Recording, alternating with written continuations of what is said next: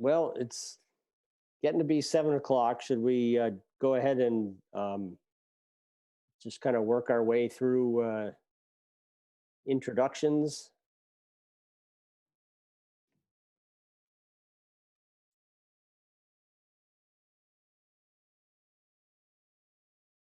Oh, Liam, are you? Okay, so you're over there.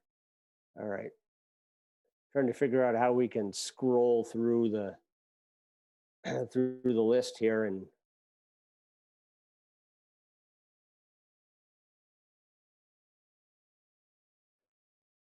all right, well, Sylvia, you're sort of first up on my screen, so why don't you guys go ahead and say hello again.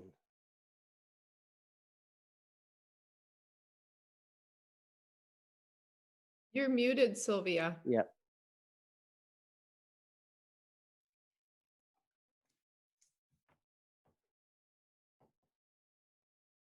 Okay. There you go. Okay. Okay, Sylvia Knight, Ward 7. And Bob Wright, Ward 7. All right. Thank you. Jeff, what works well sometimes is that the person who introduces themselves then calls on somebody. Okay, I'll call on Lee. Thank you, Martin. Lee Terhune, Ward 4, and I'm calling on Olivia Muffy.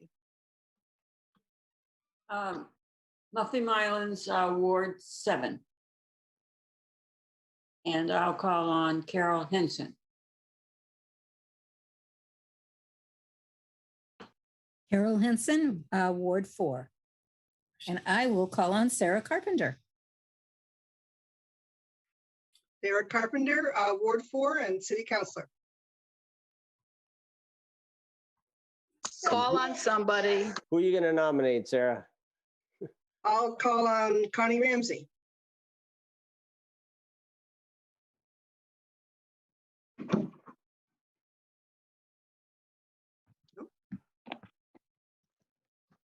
Connie there? Oh. She's muted. How about Evan? I'm Evan Litwin. I use he, him pronouns, and I'm in Ward 4. And I'll call on Carol Odie because she's waving. Oh my gosh, Liam helped me get on again. Hi, everybody. Carol Odie from Ward 4, and I'm a state rep in District 6-1. Is it time for a report? I don't know what's happening. No, You're we're calling just on someone else to introduce Okay. themselves. All right, thanks. Jeff Clark, Ward 4 Steering Committee. I'll call on Bridget. Thank you very, very much. Bridget Bozak from the lovely community of Apple Tree Point, and that's in Ward 4. Thank you.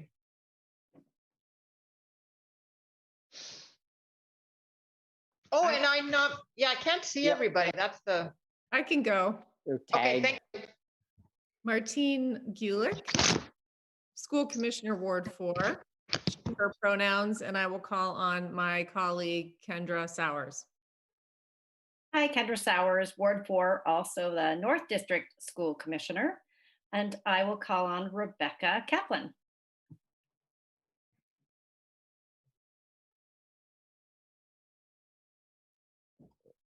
Rebecca's. Hi there, Rebecca Kaplan. I am, I believe, Ward 4, and I'm a friend of Kendra's. And Carol Henson also.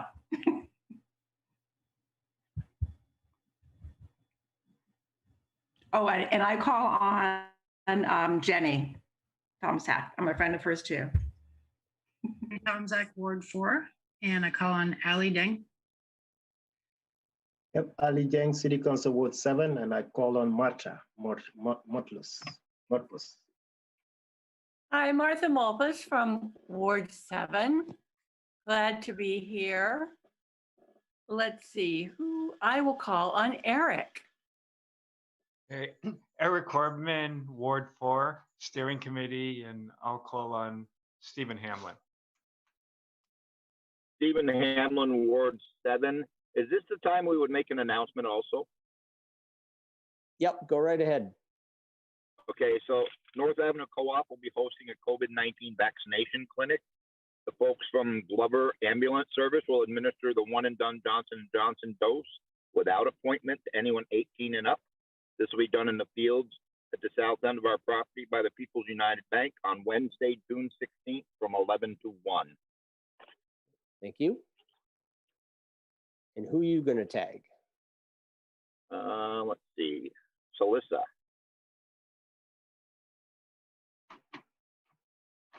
I'm Salsa. I'm in Ward 7.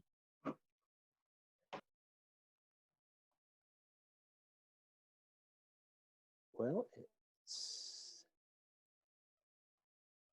seems we're getting through the list, but I haven't heard from Nancy Furlong.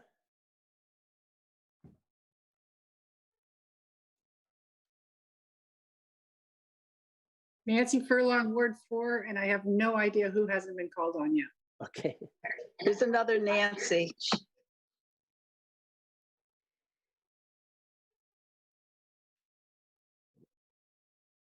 All right, I guess we're getting down to the end. So if anybody hasn't been called on or introduced themselves, can they just jump right in and say hello, please?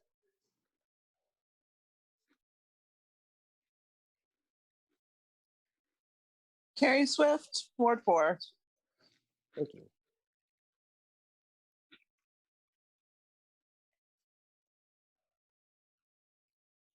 Okay. With that, I guess we're probably gone. All right.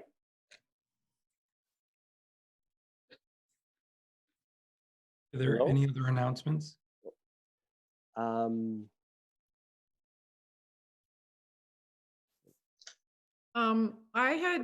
Hi, everybody. Nice to see all of you tonight. I had sent an email to Jeff and Jeff wondering if we could amend the agenda for this evening. I wasn't sure that Kendra and I would need 20 minutes to talk about Burlington, the BHS. There's not a whole lot to report at this point. So I was wondering if just as part of our elected officials update, we could update you all on BHS if that was okay. We had given more time to the state reps and the elected officials. Okay. Because there's been so much going on there. So we were gonna keep with the time slot, Martine, but you guys could be much shorter. I'm sure the mayor could use more time. So that was our solution. Okay, thank you. Okay. And is that sort of still hold true? Well, I guess I'll wait with the superintendent's announcement about sort of real estate searching plans so can you just sort of fill us in on that when the time comes, what to look forward to there? Okay, thank you. All right.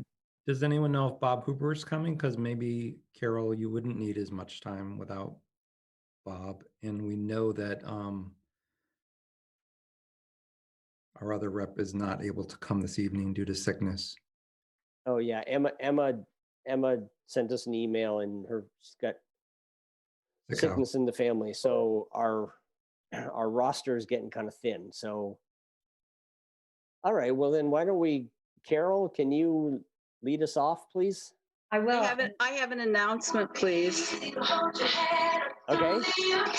At the mayor's coffee chat this morning, he announced that he hopes to go live next Wednesday in the new North End. Okay, thank you. Is that the ordinary bagel meeting? He indicated that it would be, but I think he hadn't checked with Peter yet. Okay. And the steering committee did get your email later this afternoon, Lee, and I think when we get to the police chief search topic, if you want to reintroduce your request, you can do it at that point. Well, it also seems likely that you're going to be able to give him more time. You know, he advertises these listening sessions as a discussion with stakeholders at the NPAs. And you've given him 10 minutes to present, and you know he'll use all of it. And then 10 minutes for Q&A that runs right up till 9 o'clock. And this is really not what the mayor advertised when he talked about going to the NPAs to have discussions with stakeholders about the hiring of a police chief. Well, that request came to the steering committee very late in the month and wasn't, we weren't aware of that otherwise. And we actually had to fit this topic back into our agenda. So I totally realized that, Jeff. I understood that. But now there's an opportunity to expand that time at the end of the meeting. I think we will use it. Okay, let's circle back, and Carol, you got the podium. Thank you. Well, this is a time that I feel extraordinarily grateful to be able to serve you. I feel grateful to the governor for getting us, along with Vermonters, through COVID-19, as well as we've done as a state and as community. And for our congressional delegation, Senators Sanders and Leahy and Congressman Welsh, and especially Senator Leahy, who has been able to bring us incredible amounts of funding for this state. Incredible. So it's allowed us to make infrastructure investments. We're trying to do one-time investments, not obligate ourselves into the future so that we don't end up with budget problems going forward. So we spent an enormous amount of time on Zoom. We got a vast infusion of federal aid. We worked to ensure that the billions of dollars coming into the state were put to immediate and effective use in response to the crisis. And we advocated for numerous high-impact, once-in-a-lifetime investments with the aim of leaving no Vermonter behind. First, deep investments to ensure COVID recovery. In the spring of 2020, we received $1.25 billion in federal CARES relief. And these were for Vermonters in desperate need, their families, their communities, and their local businesses in all 14 counties. They stabilized critical systems in the areas of healthcare, human services, and childcare. So that was 2020. This year, 2021, we got another $1.052 billion in federal American Rescue Plan Act funds. And once again, we focused on leaving no Vermonter behind. To the extent allowed by federal regulation, we focused on the well-being, present and future of Vermont's human infrastructure. This investment is apparent in the amounts of ARPA funding that we allocated in the fiscal year 2022 budget. As soon as we finished that on this past Friday, that's when we ended the session. And we had a total of $599.2 million that we allocated in the fiscal year 22 budget of ARPA funds. So 109 million was targeted to the economy, to the workforce, and to communities. 99 million to housing, 51 million to rental assistance, 150 million for broadband investments, 52 million for technology modernization in the state, and 50 million for climate action, and 115 million for clean water. That is huge, and that is super impactful for Burlington. And then there are non-allocated ARPA funds still to go. We have through fiscal year 2025 to allocate those funds. And we have a date set aside in October where we could begin to meet again if needed. If the federal government comes up with something that suddenly, some rules that suddenly we have to respond to right away. And the one area I'll talk about in more detail than any other, and then I won't have any more time to talk about the rest, but we had the most significant job loss ever experienced in Vermont and by Vermont's unemployment insurance system. And I don't know if you remember, but we started the pandemic in better shape than any other state in the country with $500 million in our unemployment insurance. So we've spent a little more than half of that, and we've got to bring that fund back up again in case of another pandemic, of course, but in case of a recession, and because we need $500 million in there.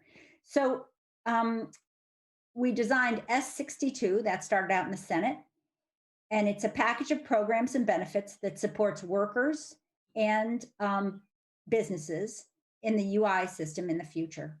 So we added a long-term supplemental benefit of $25 a week for each unemployment insurance recipient. And once the extra federal money runs out in the fall, and that will continue for many years, we believe 10 to 15 years. We've protected businesses from being unduly burdened with large tax increases caused by those layoffs by removing the year 2020 from the employer calculation. This is something employers, we didn't know exactly how we were going to figure this out. And it was a really neat solution. Just take the year 2020 out, because otherwise employers would have to pay huge extra premiums.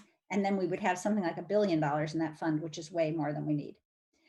We ensured that the UI trust fund is replenished and ready for Vermonters in the event of another economic emergency. We appropriated $100,000 in scholarships for adult students enrolled in workforce development programs at adult career and technical centers.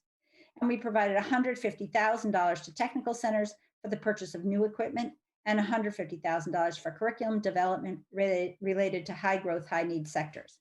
I don't want to take more time right now with this report, but there's an awful lot more that we did, and I'll update you in our next NPAs.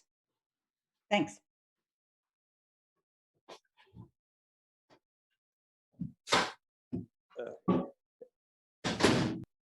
That's a bit of a tsunami of numbers to keep track of compared with trying to follow that in the news. So I'll put it on the end. I'm going to be writing reports for the On Front Porch Forum, so you'll see a lot there, and I'll mention some things in the North Avenues. It's a lot of numbers because it's a lot of money, and that's why I started out saying I am so grateful. We all, I'm sure, are very grateful for this. This is once in a, I don't know, lifetime, maybe once in many, many lifetimes chance to invest in Vermont's infrastructure. It's incredible. Okay, so I guess we'll go, we do have some question and answer time allocated for this segment. So I think we'll go to the city council folks, and then we'll circle back and give folks a chance to ask questions after that. Do you know if Bob is going to join us this evening or not? No, but I heard someone announce at the beginning that Bob and Emma will not be here. Okay. And I'm willing to cede my time and then let the mayor have extra time at the end. I can always answer questions the next time. Well, let's not give up on that just yet. All right. Thank you. All right. Okay. Let's go to our city council folks. Sarah or Ali, either of you prefer to lead off? Yeah, I can start. And thank you again all for having us. You can see me probably.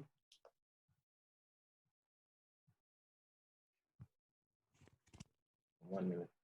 All right, so as you all know, beautiful summer is in the horizon, and also Councilor Pine was appointed by the mayor to lead CEDO, which I think the council, many people in the community are excited about. And at our last city council meeting, the council also approved a resolution seeking to increase youth commission on boards, which I think is an amazing idea. Even though there was a resolution before that to pilot a program, we haven't received an update about how the pilot has been going, but we expect that with Councilor Pine now leading CEDO, he will make sure that that will happen for the council, because it's always a win-win situation to get the next generation ready to take the reign of leadership for the city of Burlington.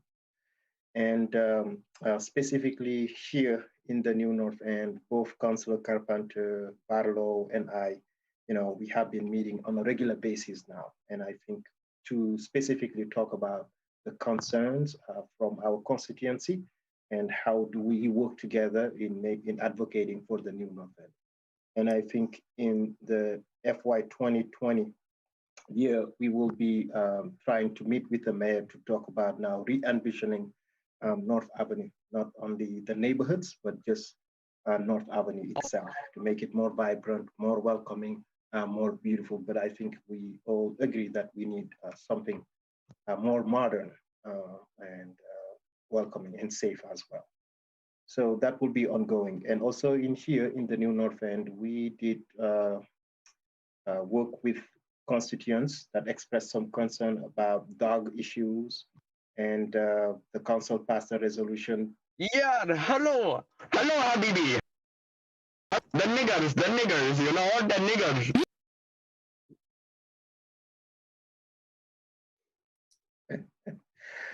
Yeah, one of those. Hello, can you hear me? Or is Yes. just, okay. We're back to you. Yes. Yeah.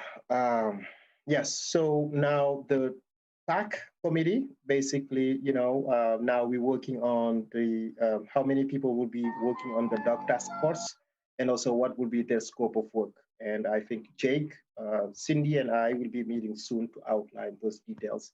And by June 28th, the council will have a dog task force for the city of Burlington. And it is exciting because many people who are interested are seeking for the council to consider adding, you know, issues about cats as well. Why are they not registered?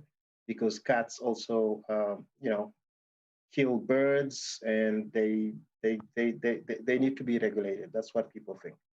I think the biggest issue that the council worked on and basically voted on, it is about the increase around electric rate in the city of Burlington, 7.5%. And I think Darren made it clear that over 12 years, BED has not increased any rates. Then it is about time.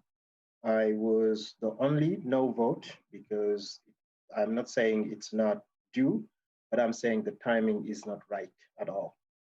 That's one element. And the second element, I think we could have used some of the ARPA fund to support BED and to continue to have conversation with the community that this is coming.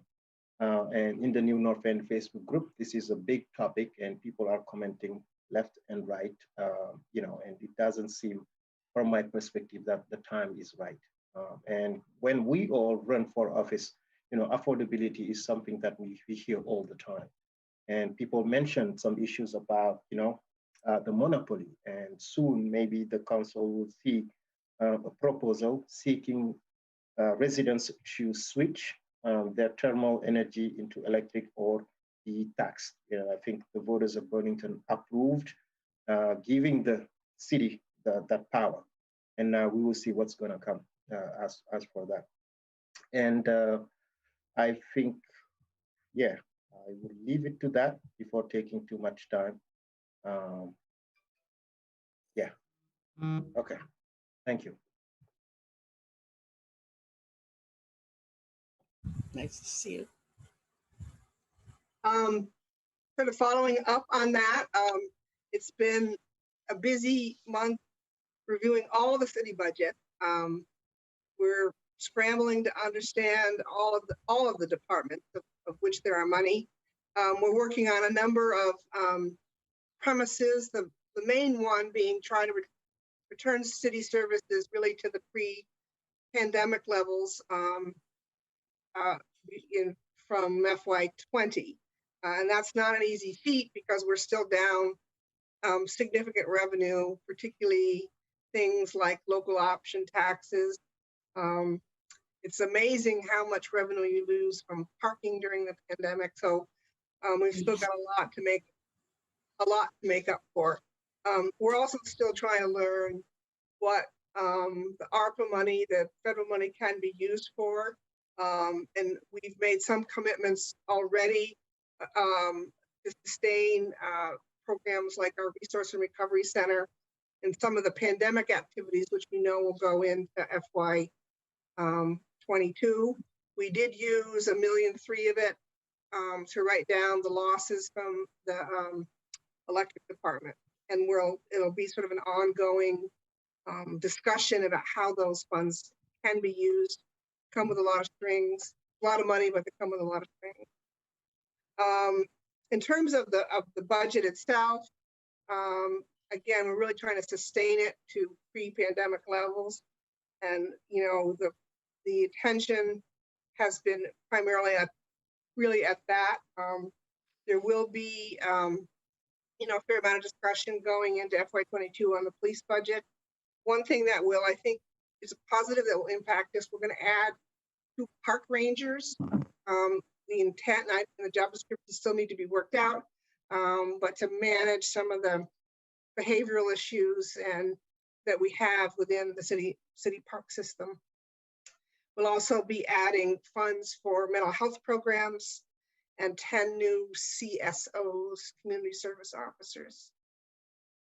In terms of the work we've done with constituents, Senator Jang went over, and we've had really a robust, lots of interaction. Another issue that's come up among our constituents is concerns over the accessibility, or I'll say lack of accessibility in Letty Park. And both short-term and long-term, it's getting it really accessible is an expensive proposition, and we're trying to work with the park department on what are some kind of short-term solutions to some of that.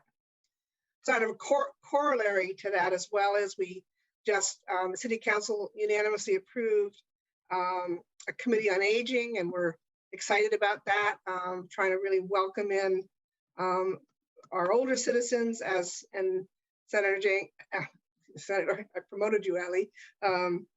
Councilor Jang mentioned our initiative to bring youth into each of the committees, and we want a robust Council on Aging to help guide us.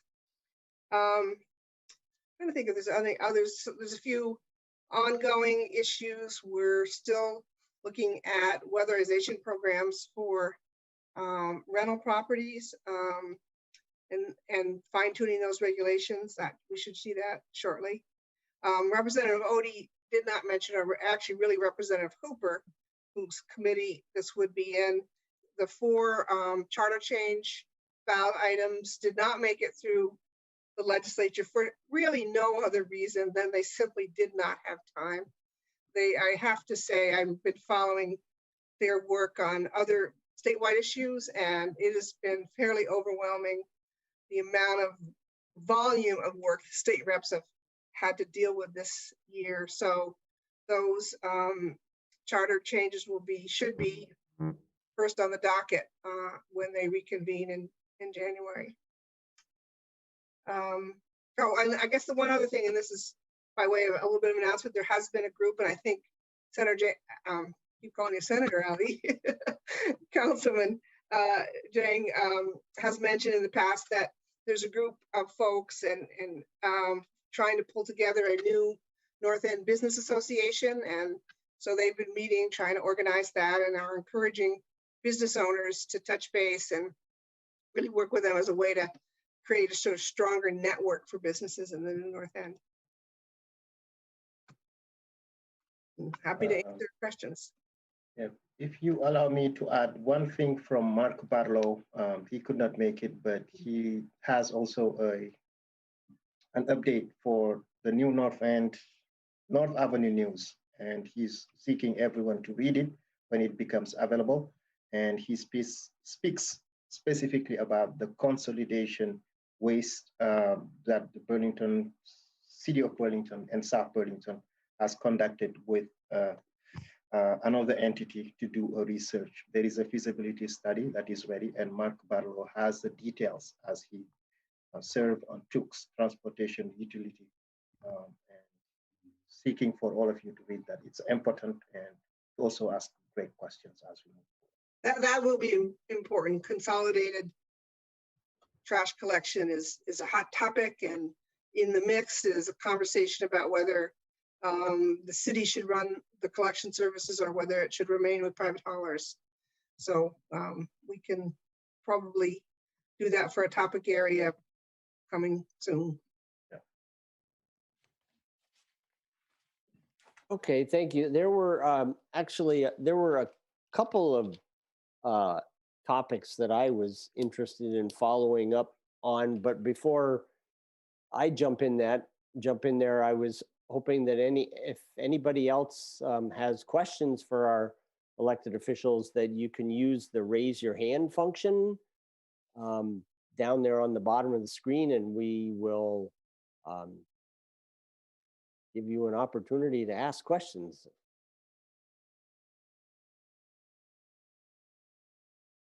Okay, well, while Deb has a question.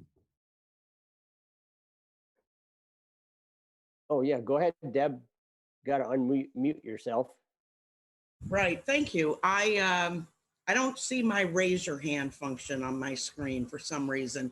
I just wanted to thank everybody, and maybe in the future, like I always appreciate all the information, especially Carol, you gave all the millions of dollars coming our way, which is wonderful, but it would be so helpful to me to have context, like to say this amount of money compared to what we've had before, and this amount of money could build, X amount of housing, or take broadband X amount of miles, something like that, because with hearing all the millions and billions coming out everywhere, it just gets overwhelming.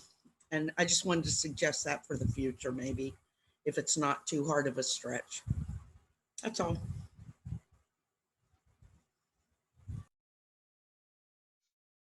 Oh, so one of the thoughts I had is I wanted to follow up on the conversation about expanding youth participation on city boards.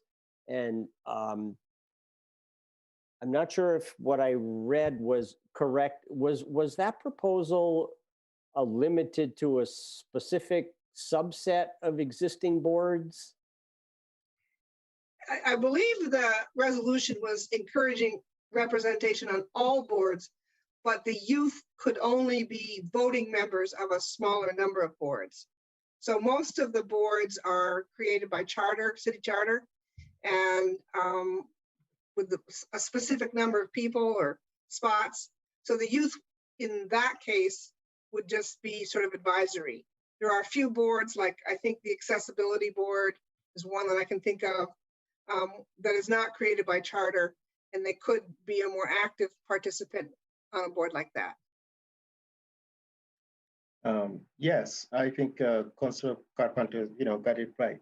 But I think it's important also for us to go back, because this specific resolution is an extension of a resolution that was passed in 2003, and it was expanded a year-long pilot program. The city piloted a program, and you are correct, because this resolution was specific to just a couple of boards, not all of them.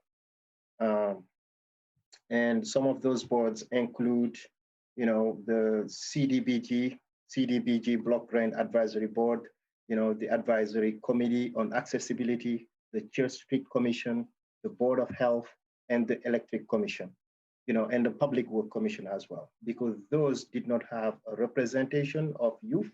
And now with this, it is asking for youth to apply and also to be considered and appointed. Now, also on Board of Finance, also the City of Burlington did approve $150,000 in order to provide stipend for all boards and commissioners in the City of Burlington. It was just approved recently. It is part of the budget, and we believe that by July 1st, those board members will also be able to get some type of stipend, just like the city councils. So I don't know 150, and I don't know how many boards, and I don't know how much the representative will be getting. And I think this is definitely a great and wonderful idea that need to be recognized and also strengthened and reported and also measured whether or not it is successful. I wrote one specific an article for the summit currently happening for the state of Vermont, the future of Vermont. And one of the ideas that I provided was basically we don't necessarily need to maybe pay people, especially pay youth, to be on boards and commission, but let's look into their service to be reflected in their learning. Basically, if you are a student, how do you get credit for serving a specific municipality? Or, what type of scholarship can you receive in order for you to pursue higher education? I think that's just an idea, and it was geared toward new Americans only, but I think for the state, it can apply to anybody. Thank you, Councilor Jang. You mentioned earlier the sort of the existing pilot project in this regard, and I'm not sure I am making the connection between, or I wasn't really aware of that other pilot project. And so how is that pilot project connected to this new resolution? Okay, so the City Council passed a resolution back in 2003. And that resolution was called Expansion of Pilot Project, Youth on Boards and Commission. That expanded a year-long pilot project of creating position for youth on boards to include in the Police Commission, Conservative Board, the Planning Commission, and I think this one, we should have received a report about how that pilot of that resolution of 2003, how it was going, right? But the pilot included only some boards and commission, not all. But now this new resolution is opening youth on board in different other boards and commission in the city of Burlington, such as those that I mentioned earlier. Okay, all right, thank you. And soon also I will be putting like a summary of all that I have talked about on my website and also on Front Porch Forum to bring it into context, just like Deb Bouton talked about, putting things into context would be helpful. Thanks. I also had a follow-up question about the BED rate increase, and I don't want to preempt somebody else's questions if there's other folks that. Hearing Deb's concern about how to raise your hand, if you do click on your screen or your tablet, for me, it shows up in the bottom part for raise your hand. I don't know if that helps. But if anyone has a question, please use that function to raise your hand. Yeah, because if you scroll your cursor down to the bottom of your picture screen, then that taskbar with the raised hand pops up. So all the muting and stopping video too. Yep. All right, so not seeing other questioners right away. I guess Sarah, you were talking about this a little bit. So any idea when the BED rate increase is headed to for Public Service Board review that people can pay attention to? Fairly immediately. I believe we approved it last night. I don't know the timing of the Public Service Board. The way it works is for municipal utilities, they are allowed to charge, essentially, I believe it's called a surcharge during the process of the review by the PUC, Public Utilities Commission, which will take a number of months. So the surcharge will go in effect, I believe, at the end of August, but the rate case will not be completed, I suspect, till later in the fall. So if the PUC comes up with a different number than the city's proposal, then that would be adjusted on your bill at that time. Okay, thank you. That's a sort of a level of detail I hadn't heard before. Municipal utilities are treated somewhat differently than private utilities. And the really sad frustration about the Burlington utility, all of the private utilities like Green Mountain Power got substantial resources, the PPE loans and other business supports during the first set of the CARES money. Burlington Electric had no access to those fundings. And that's been a huge source of frustration that The private utilities got that money and the municipal utility did not get it. In fact, probably if they'd gotten a chunk of it, we wouldn't be in this circumstance. All right. Thank you very much. Yep. Any other questions for elected officials out there? Anybody want to circle back and chat with Carol? No. Okay. Well, thank you. I'll bring more info to put things in context a la Deb Booton next time.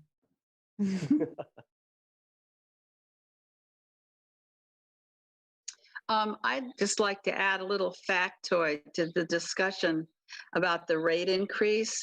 It comes from RJ, and he points out that this is the first increase since 2009, and we should appreciate the amazing magnitude of that.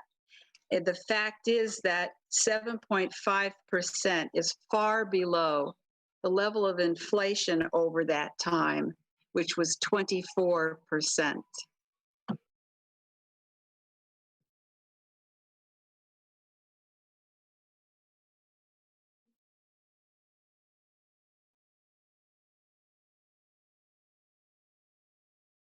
I guess people are taking that in. I'll add to it that the average electric cost in Vermont is 0.1839 per kilowatt hour. With the increase, the BED rate is going to be 0.1588 per kilowatt hour. So that even with this increase, people pay less in Burlington than anywhere else in the state of Vermont. And then I want to add my own thought, which is that rate increase, rates pay for the maintenance of our equipment and the salaries of the staff, their good jobs.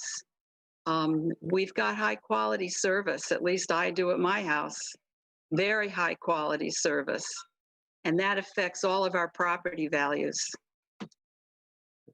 Speaking of which, it's a perfect segue to our next speaker. I see that Director Vickery is logged in. So Liam, do you want to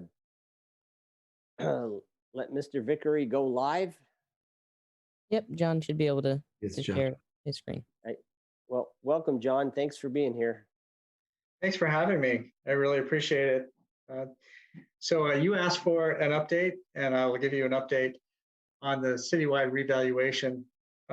Tyler Technologies, who's the company that we hired, they are near the end of all of their hearings, and they have begun working on the reviews and resolutions of those properties. So I anticipate that in mid-June, they'll send out letters of their decisions for those folks that have outstanding appeals.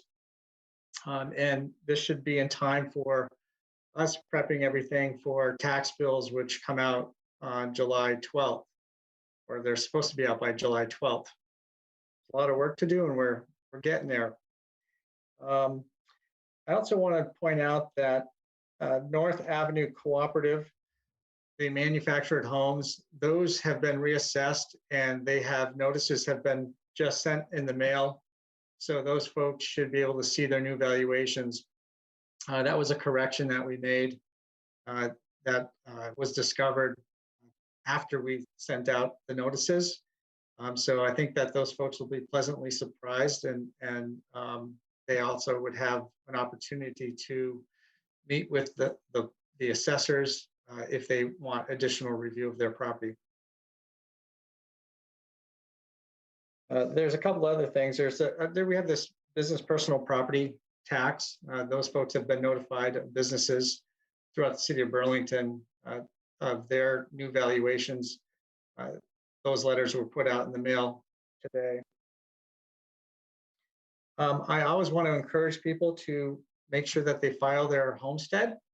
The homestead tax rate has always been less than the non-homestead rate. So I would encourage that, because I'm sure it'll be less than the non-homestead tax rate, given the increases of their assessments. One other thing that we've done is, one is we put out an estimated tax rate. We put it on the city's assessor's website. That took several days to put together, and it is an estimation. It's not final, but it'll help people understand what their tax bills are going to be. And then in addition to that, I put together a residential manual of how the valuations were created by the cost approach to value, and it explains that a little bit, and it goes into more details as to what factors will affect property value and how the math is done. So that's on the city assessor's website as well. I think that's it for me. If there's any questions, I'll answer some questions. Happy to do that. Carol? Carol? Yes. Hi. Hi, John. I have a question for you. With Tyler Technologies, how many appraisals have they done or reassessments prior to Burlington? They have, they've been around for many years. They were called Coley or Trumbull back around 2005, and they were bought by Tyler Technologies. They do reappraisals all over the country and probably in Canada as well. They've been around, someone told me about 80 years. So they do multiple reappraisals every year throughout the country. And this division does reappraisals in the Northeast. Okay, we were told by Tyler Technologies that this was the second one they had done. And that kind of set me back when they told me that. So that's why I wanted to ask you the question. Also, I know that you redid the co-op on North Ave. You were also looking at where I live in the summer. Since we're all on leased land and we can use this 6 months a year, have you done any adjustments there? Blaine Bullen, who's the project manager, has been working on that quite a bit. Okay. He's doing a good job, and there's going to be some changes there. Okay. And also, if you ever, I know that I couldn't meet with you because I had a death. If you want to do that, I would still like to do that. Okay. Thank you. That would have to be, we'll talk about next week sometime. Sure. Okay. Thank you. You're welcome. Jeff? Thank you, John, for being here. Where on the city assessor's website is that estimated tax rate? There's I think it's called the tax rate calculator, and it is on the reappraisal page. If you go to the reappraisal page. The reappraisal project? Yes. And then at the bottom of that page, there are blue squares. Yep. And each square pulls something up, and you'd be able to calculate it that way. And, you know, you had been quoted in 7 days as saying that if a property goes up in value more than 40%, your taxes will go up. If it's below 40%, they won't go up. Does that ring true with this tool? This tool is just an estimated, it has tax rates that is our best educated guess as to where the tax rates are going to be. So that would be an indication of where the tax rates are. What it doesn't include the homestead adjustment if you do receive that. So bear that in mind.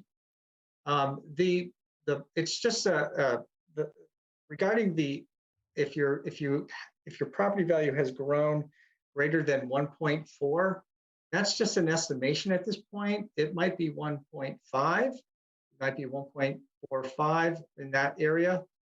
We have to see where what happens post the hearings and how the overall ground list gets adjusted from these hearings. We'll have a better determination of the impact on people's taxes.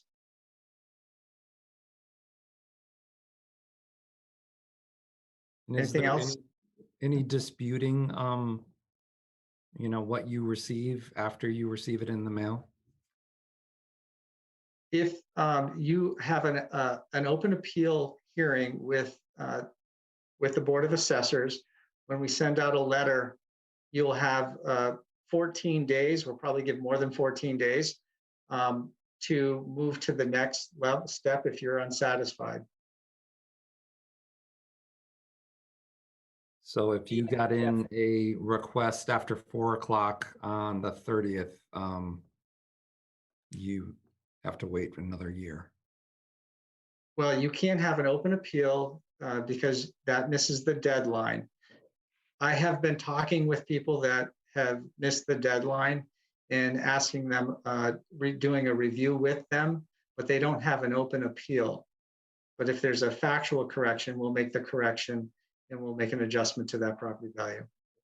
Yeah, Jeff, when we invited Director Vickery to participate, one of the points I asked him if he would clarify is what the next step with the Board of Tax Appeal is and what those requirements are, so that people who have an active appeal know what the correct procedure is going forward. And John was explaining that sort of goes out of his office into the Board of Tax Appeals. Right. The Board of Tax Appeals is a quasi-judicial board of citizens of Burlington. And the property owner makes their case for an adjustment to the value, and the assessor makes their case for what they feel a fair value is. And then the board takes that information and makes a decision. And they'll be working this summer into the fall, probably into the early winter, on the load of those folks that want to move to the next step. Sarah? Yeah, John, maybe if you could sort of repeat, because I think it's important for people to understand that we haven't done an assessment or reassessment in 15 years, and some properties have not been reassessed at all in that 15-year period, and in reality may have been getting a break, whereas some other properties, because of a turnover in sale or something that triggers a reassessment, may have been reassessed within that 15-year period. So the raise is somewhat uneven, and I think it's the function of having it been so long, but people just need to understand that. And then I think the other thing that's hard to wrap your head around, but we need to understand, is residential, particularly single-family properties, although rentals as well, are hot on the market, and they've gone up proportionately more than commercial property. So if you look at the pie stays the same, but the portion within it is shifting. And so that is as well gonna have an impact on what individual people pay. Yeah. Okay. Nicely put. Carol? Oh, I think Lee. Yes, one of the things, Sarah, that I you think I said was people next. hadn't been reassessed. We have been reassessed twice since 2009. So, and I went up 511%. So, the whole thing is just so miscued. And as far as I'm concerned, so unfair. But John, my question to you is, because we've already discussed this, is what was the percentage of people that grieved in the city of Burlington? There was about 1,900 property owners that grieved, so about 19%. That's higher than normal, right? That's hard to say. I expected there to be about 1,500, and there's more. Oh, okay. All right. Okay, thank you. Sarah? No, Lee had her hand up. I just wanted to say that. Yeah, let's go back to Lee. please. Thank you. John, the thing that puzzles me is the system whereby commercial properties are assessed based on their profits. That sounds to me like the equivalent of residential properties being assessed based on the income of the people who live there. We all know that this time of COVID is going to drop a lot of a lot of businesses' profits down, even though they may have been collecting PPE or whatever that is. This doesn't seem fair to me. And could you explain it? Yes, I can. Commercial properties are based on what they would sell for, just like single-family homes, what they would sell for. And one method to value is the income approach to value, and that's the most accepted method to value for investor-grade types of property. So we're using the same method that we used the last reappraisal and the same method that many municipalities use around the country. The challenge was, what is the effect on the valuations of this disruption in cash flow? So you really have to take it from an investor point of view at the time.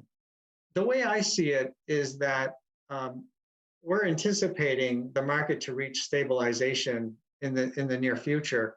So what we want to do is appraise them for what they would sell for as of April 1st, 2021, but then maybe take a look at them again in 2022 and 2023 and see if they actually need to be adjusted again, because they should be at the same level of appraisal as single-family homes, condos, and such.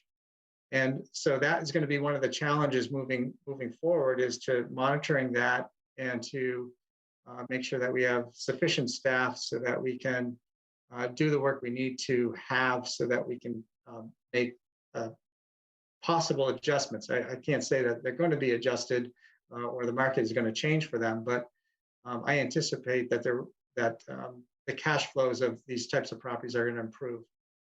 But isn't that the same possibly true of residential properties, which are up 30% in Vermont today, but 3 years from now may have corrected?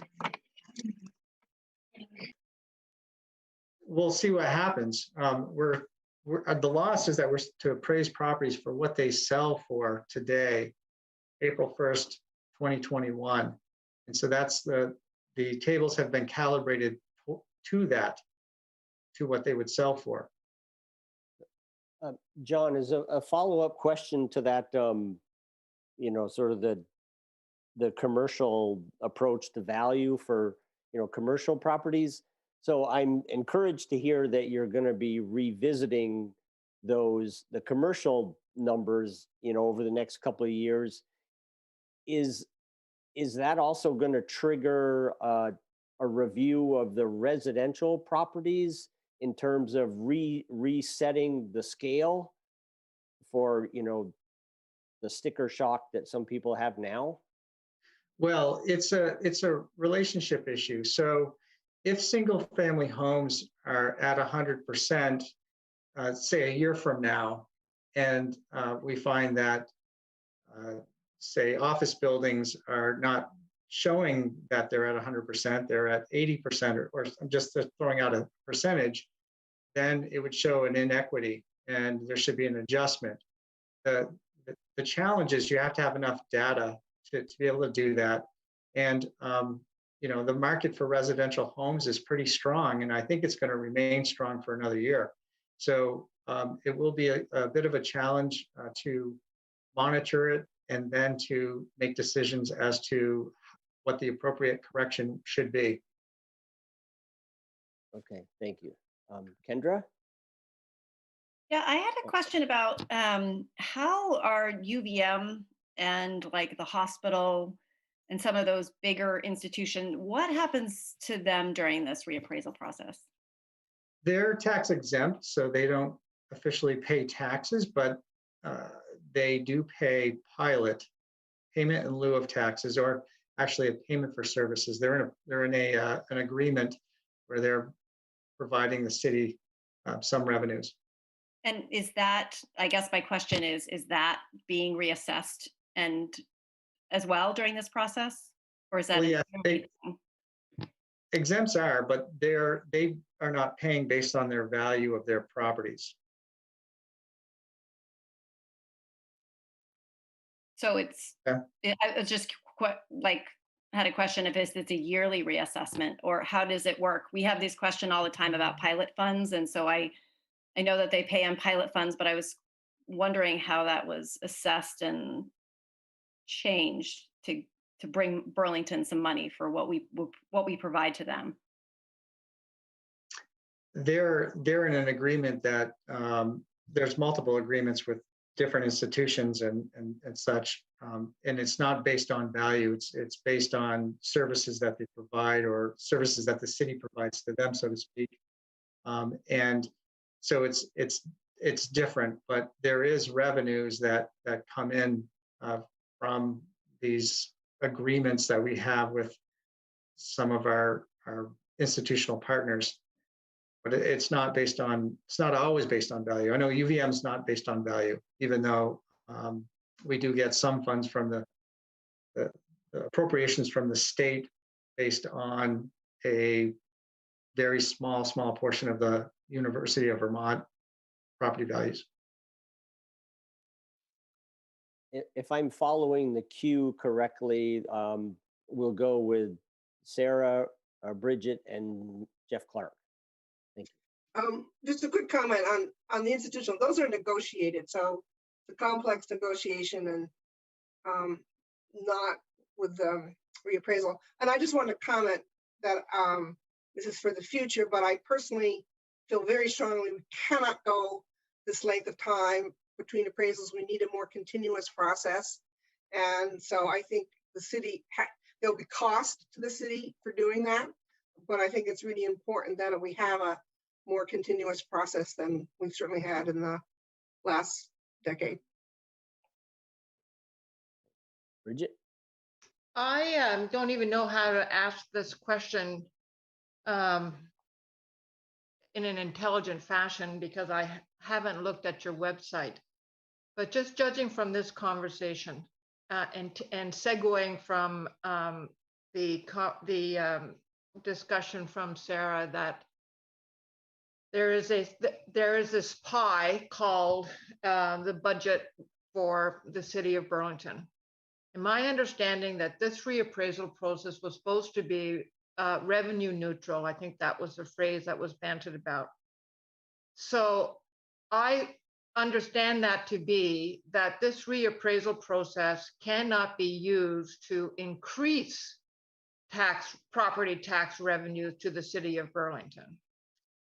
And therefore the tax rates would be adjusted before the bills went out.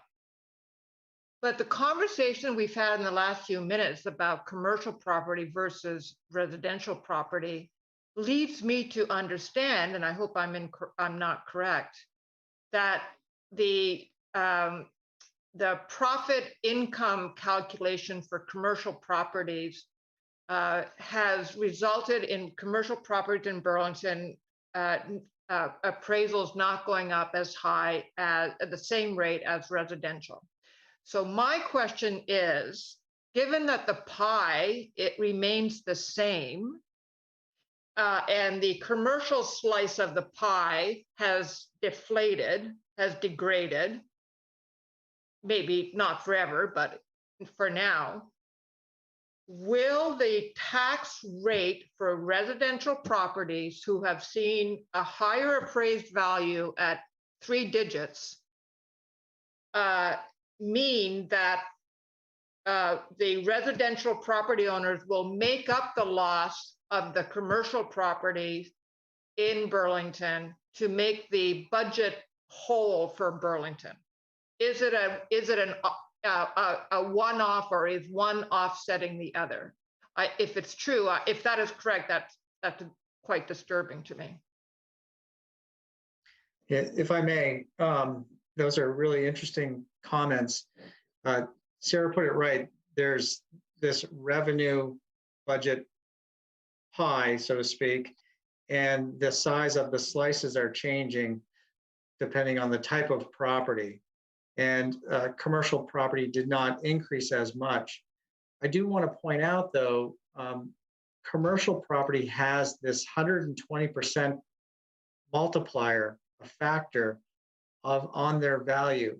So if their value is $1 million, there's that factor that really makes it like they're paying they're $1,200,000, and they're paying taxes on that. And the non-homestead rate is higher than the homestead rate.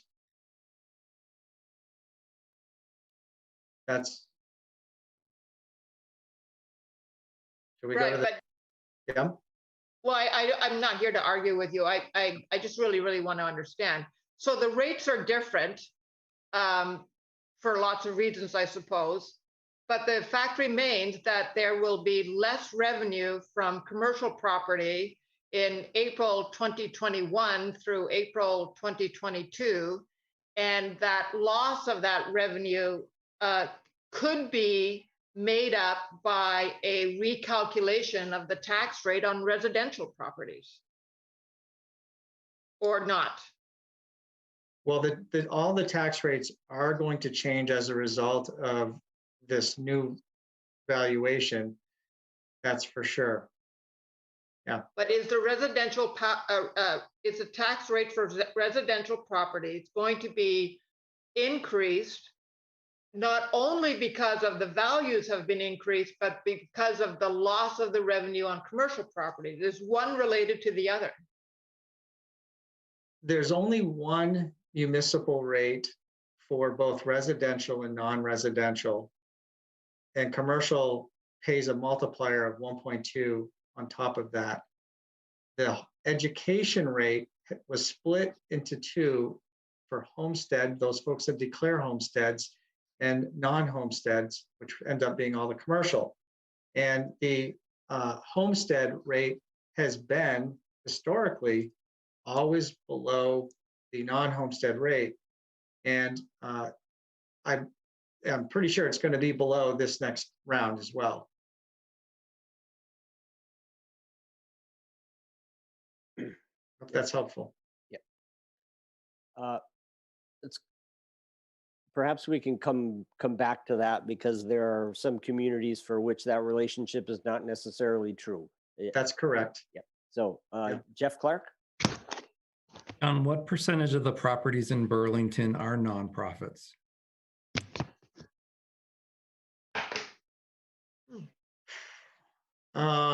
There are approximately 400 properties that are exempt, but that would include a lot of city-owned properties.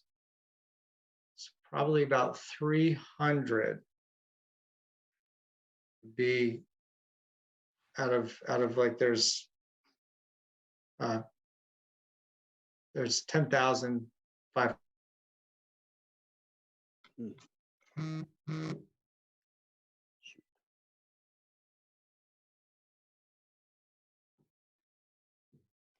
Yeah, John froze. I saw the number in the 60%. Sarah, do you know what percentage are nonprofit?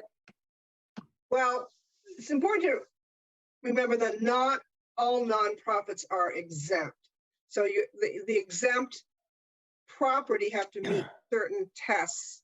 For example, most of affordable housing owned by the not-for-profits still pay property taxes. They use an income approach to value actually for them. And I honestly don't know the number. So it's in the city grand list, but it's you have to meet a certain test by the state of Vermont. And last I checked, actually, Vermont has a high, it's not easy actually to get an exemption. I have worked with not-for-profits who believe they should get one, and they don't, because they don't meet the test that the state lays out. It has to be, there's certain like churches and universities and education automatically do, but there's a lot of gray area in between there with kinds of institutions. I don't know the number. Healthcare facilities. Health, yeah. TJ, you have a question? Thank you. I think Bridget did an excellent job of framing that last question. I don't feel like John answered it. So let me try to frame it again.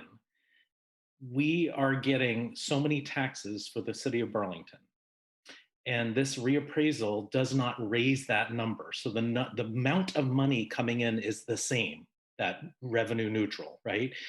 As of last April or this April. Yeah, but what she's saying is residential properties have gone up in value more than the commercial.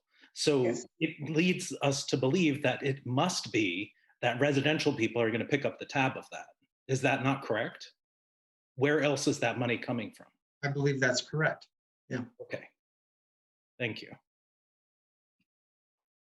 And so I agree with Bridget, that's concerning.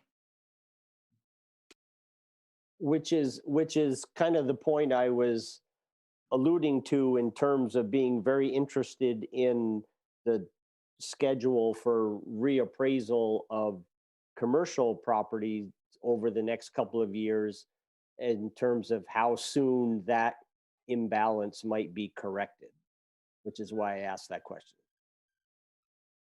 Does that make sense, TJ? I mean, so, you know, if it's askew for a year, but, you know, as commercial properties recover, if that schedule provides for correcting that imbalance, then that's a little easier to take in my view. I don't know, John, is there anything additional you want to add there? Yeah, I'll make some comments about that. We understand. We when we were studying the commercial properties or reviewing with the commercial property appraiser who did a lot of the work, and we went and watched a lot of webinars and listened to people that are more professional that study specifically like trends in the hotel industry and industrial types of properties and those types of things. We came up with a sort of a plan that is similar to what other municipalities are doing today. And we haven't talked to the administration yet, but we've talked internally that it would be good to monitor the change, and then if they're showing a different value in a year from now, to make some corrections to those types of properties. But it has to be in relationship to the overall where everybody else is at a year down the road.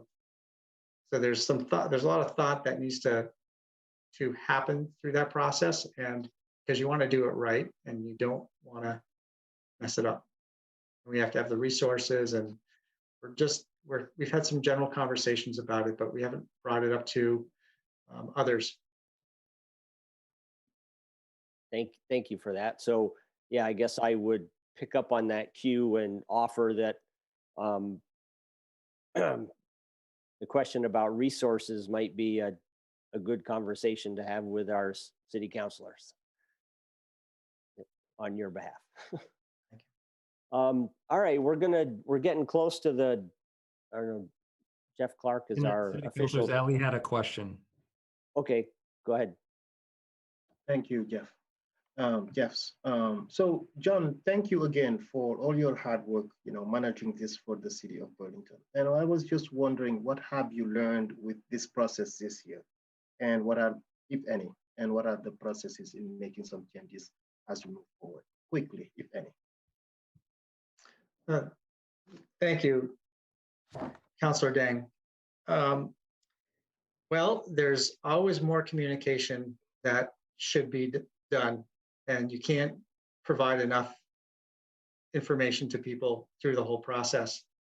And I think that next round, we would want to have someone that specifically deals with public communication.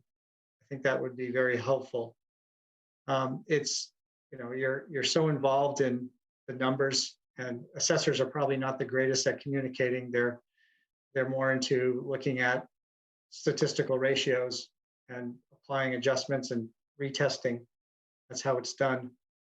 That would be one area that I think would be a big change. Thank you.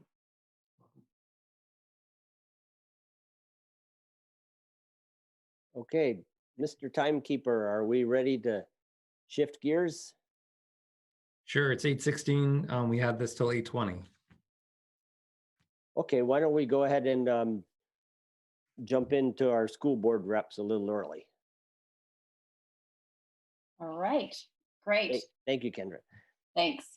I'm going to start. I know we had this time slotted for BHS BTC. I just wanted to give you just a couple updates since we weren't in the beginning of the meeting to give general updates as well. So two things I would like to let you guys know that are also on our website, but we just had a report, our equity and inclusion data report that was published today and put out on our website.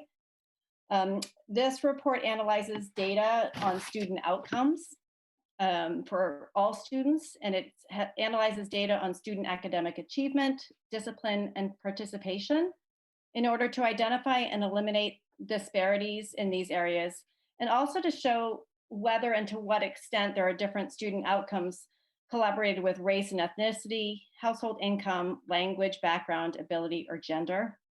So our BSD team created 6 goals to improve the district and to reduce the opportunity gap. And so this report looks at our progress and makes suggestions. So I hope everyone gets a chance to look at that on our website. And the second one I would like to highlight is the recovery planning funds. So I know Carol had talked about a lot of money being given for COVID, as well for the schools. And the state education recovery plan had 3 areas that we have to meet to use the funds. The first area is social emotional functioning, mental health and well-being. That's the first one. The second one is student engagement. And the third one is student achievement and success. So we are assessing our students' needs and looking at the info and data that we have, and then we're going to create an action plan. We are going to keep the website updated, so please check that out. You can look on the BSD website, it's under district overview, and you can see COVID recovery planning right there. So check that out. As you all know, it's almost June. Our schools are going to be closing soon in mid-June. We've made it through this COVID year, which has been interesting. Our schools and our teachers and staff really deserve a huge shout out to this crazy year of remote and hybrid and some back into full learning. You know, we've moved the high school over to Macy's. It's been a wild ride. So if you see a teacher, administrator, or a BSD staff, please let them know. We appreciate it. We are still requiring masks and follow social distancing at schools. So even though the CDC has lifted those guidelines, we are still requiring that because a lot of our students, most of them, are not vaccinated yet. And lastly, I would like to talk and let you know that graduation is happening in person, which is lovely, at our BHS athletic field. We've had some signs around town to congratulate our graduates this year, so that's pretty exciting. So now we're going to move forward to talk about some BHS BTC updates for you, and Martine is going to take it from there. Yes, hi everybody. Can you hear me?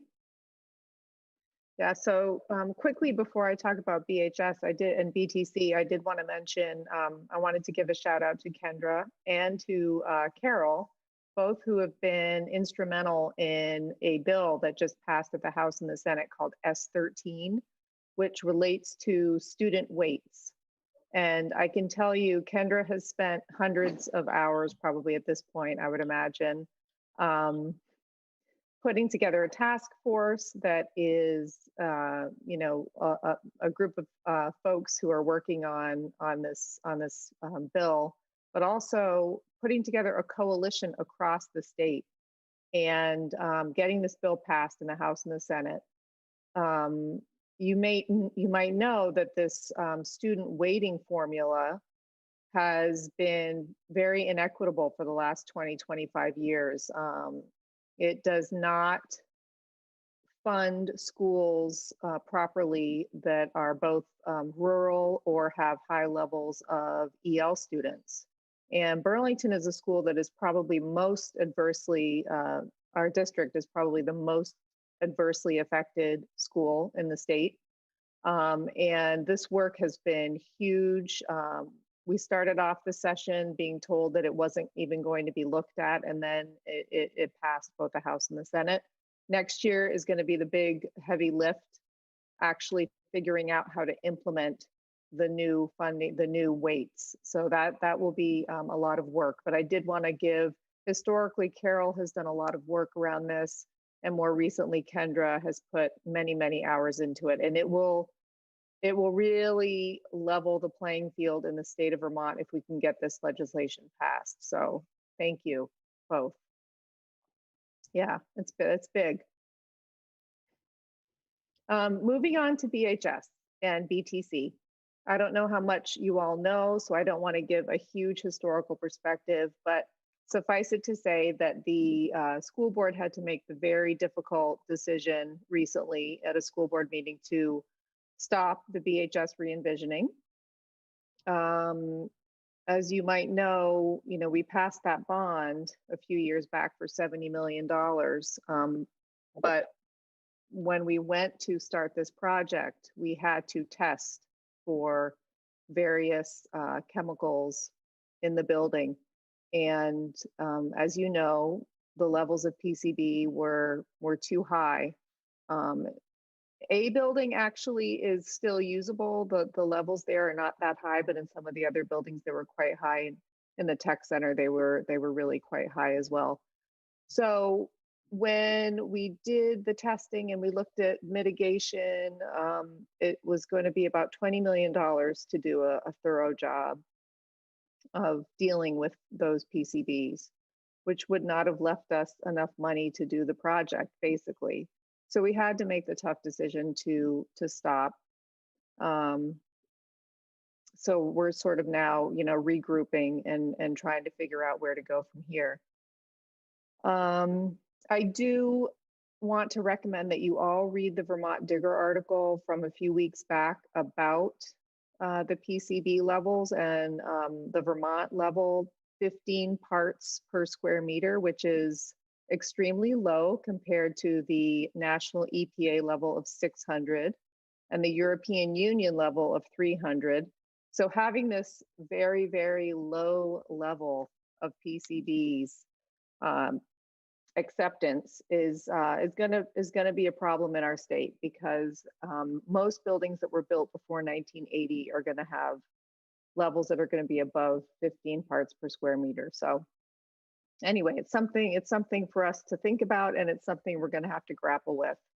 Right now, it's falling on the shoulders of Burlington because we have to deal with it. So at the moment, I can update you as to what is happening now. The superintendent has hired, and the district has hired a consultant firm, White and Burke, and they are in phase one, basically, of a proposal and a project to basically go out in the city and check out what sites might be viable for a high school and a tech center. Obviously, our current site at Institute Road is also on the table, but they're really doing a thorough job to see what's out there that could work. So that first phase one is to look around at sites, to do a search, then do a high level evaluation of the sites. Their consultants will meet with the director of the tech center, with the principal of the high school, will meet with other various community members, and they will come up with a proposed evaluation criteria, which will be discussed at the June 15th school board meeting. And at that point, there'll be a chance for public review and discussion. And then at the August 3rd school board meeting, we will hopefully at that point have a high level evaluation of potential sites. So those will be shared with the board at that time. And maybe even possibly a recommendation for a more detailed site assessment on some of the more viable properties and locations. So that is where we're at now. So not a lot to report, but obviously June, July, and August are going to be big months for us in terms of finding locations and checking out what we've got.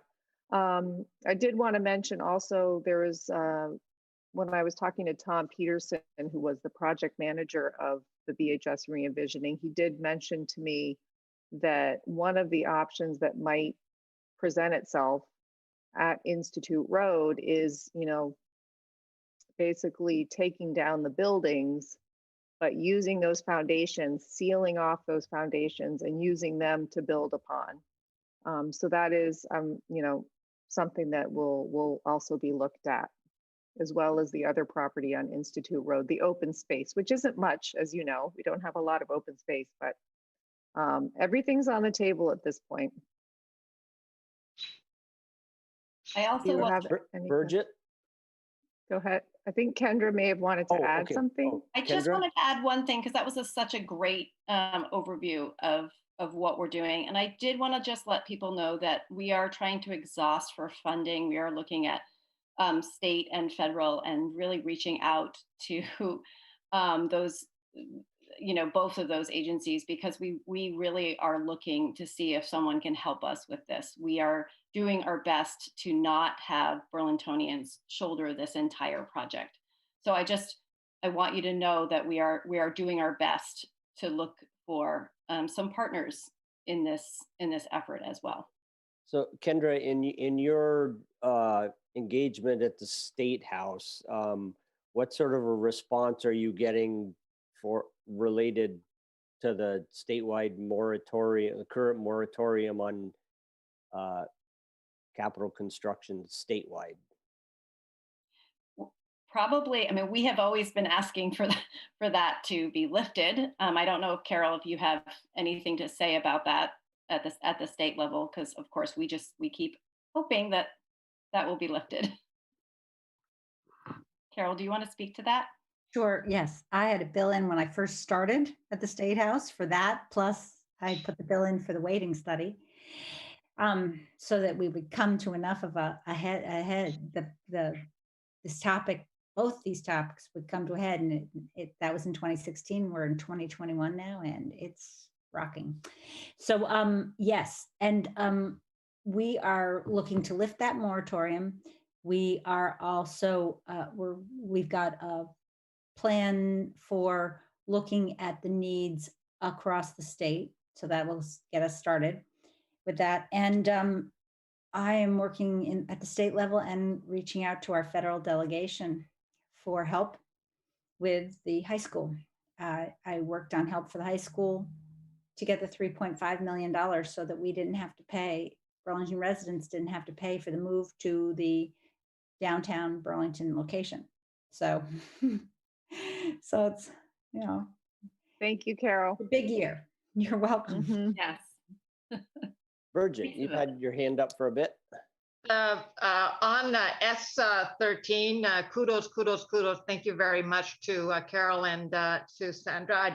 Kendra, I did not know that. The last time I heard about this was at the NPA meeting last month or 2 months ago, and it was such a heavy lift and prospects were quite daunting. So wow, I'm very grateful. I have a very, very quick question. It could be a premature one. Are the considerations for the current high school location including a resale? Can the city resell that property and recoup some money as a loss? Birgit, we haven't been given a lot of detail at this point, which is fine. I mean, we're the school board, so we're not operational. But I would imagine that is going to be part of this assessment. Yes. And if it's not, then I think that's something Kendra and I would bring to the table, because that makes sense 100%. TJ? Yeah, thank you both for your time, and I know it's a lot of work being on a school board, and why I'm not, because I don't have the time. But I do work in education, and I'm curious. I don't want to sound like a broken record, but I've asked prior and had conversations with friends about, are there outreaches or are there discussions with South Burlington, given that the year of COVID, given everything that's changed, given their challenges? How is it that our football team can come together, but it's not maybe possible for a high school? Is that a possibility? Is that being discussed? Is anyone reaching out? Are there discussions? I guess that's my question about joining with South Burlington in some way, shape, or form. Kendra, you can chime in. My sense, TJ, is that any possibility is on the table. I think we are open to all kinds of creative options. I think Winooski is another one of our partners or potential partners.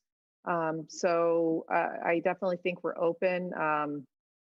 Winooski, as you know, just did a lot of work on their own building. So that is something that could be tricky. But yes, for my part, absolutely. Those are both situations, both collaborations would be on the table. I don't know of any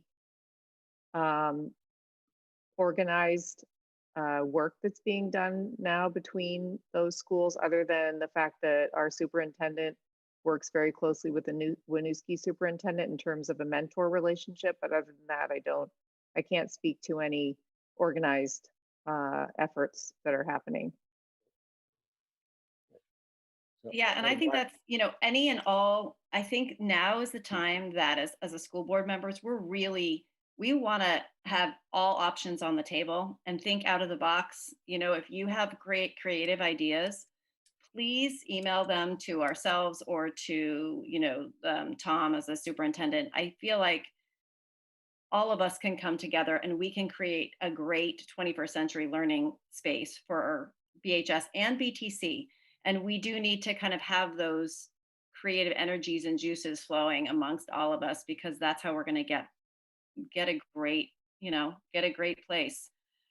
So please do that. And I think we are trying to collect and synthesize those ideas and work with our consultants on those same things. So thank you, TJ, for raising that. So Martine and Kendra, I'm very encouraged to hear that any and all conversations and creativity is back on the table. So, and along those lines, I was curious, have there been any conversations about splitting the high school and the technical center in terms of physical location to facilitate the real estate search? Yeah, that's a great point, Jeff. I also serve on the regional advisory board for our tech center. So I've been meeting regularly with the tech center and the director and the sending schools. And I think we're kind of coming together and sitting down and trying to figure out if we should have satellite locations, if it should still be housed in one place, if it should be moved to a building that's closer to the highway.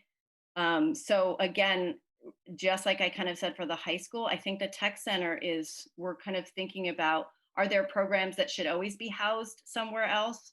What other sending schools have space to maybe have satellite campuses? What could be more integrated in our high school curriculum so that more high schools can access tech education?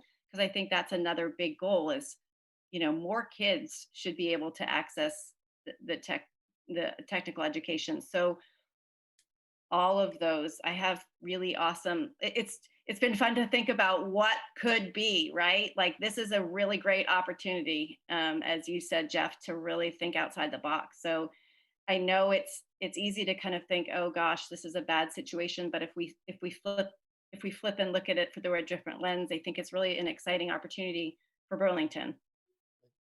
Yeah, and I would just add, Jeff, that anecdotally and sort of off the record, Kendra and I have definitely talked about that option. Whether it's going to be feasible or not, I have no idea. But yes, it's definitely floating around. Good. Evan, I see you have a hand. I want to be mindful of time. can give as much time to the mayor as possible. But I can't thank our school board enough for everything that they've gone through during this absolutely unprecedented time. Yes, TJ, thank you. And also just super grateful for Carol Odie and what she's done. And clearly she and I are thinking the same way. But there was a WCAX article a couple weeks ago that interviewed several members of the the legislative Senate Education Committee. And I was really concerned about language that, what I would call coded language that I was seeing about like, well, that's going to be a real problem for Burlington, and sort of that reiteration that this is a Burlington problem.